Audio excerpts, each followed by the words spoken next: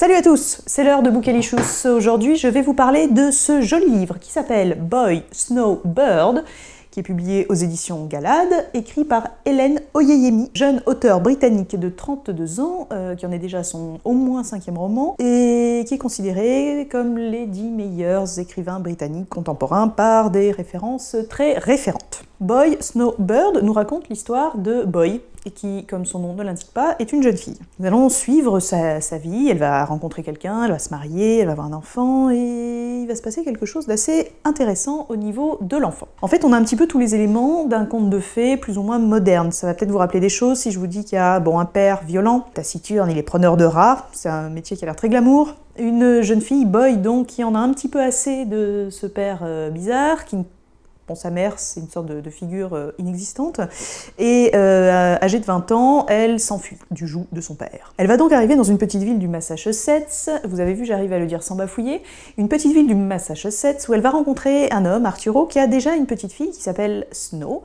Il se trouve que Boy va épouser Arturo et donner naissance à une certaine Bird. Alors, simplement, Bird, le problème, entre guillemets, c'est que c'est une enfant de couleur, alors que ses deux parents sont blancs.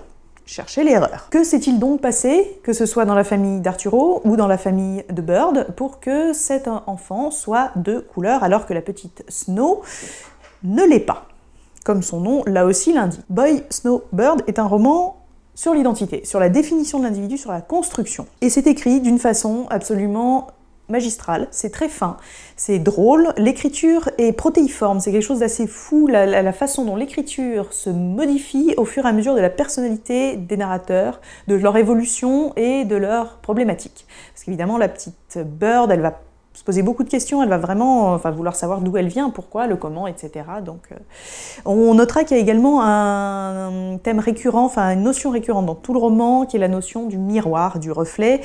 Quand on voit que c'est la belle-mère de Bird, donc, vous verrez l'histoire, donc Boy, vous avez suivi, qui est préoccupé par les miroirs, on ne peut pas s'empêcher de penser à Blanche-Neige dans une espèce de remake anachronique, à la fois contemporain, à la fois identitaire, à la fois culturel, et qui pose en fait toute la question de l'identité culturelle afro-américaine aux États-Unis, vu que ça se passe aux États-Unis, vous l'auriez compris ça aussi, dans les années 50, alors que ça pourrait tout à fait se passer maintenant compte tenu de l'écriture, ou dans un monde imaginaire compte tenu des problématiques. Enfin, on est transporté en fait quand on le lit, et jamais collé à la réalité comme peuvent le faire volontairement certains grands écrivains qui traitent de ce sujet. Voilà, j'espère que vous avez suivi, que vous avez retenu tout ce que j'ai dit, parce que c'était assez dense. J'ai beaucoup aimé ce roman, ça s'appelait Boy, Snow, Bird d'Hélène Oyeyemi aux éditions Galad.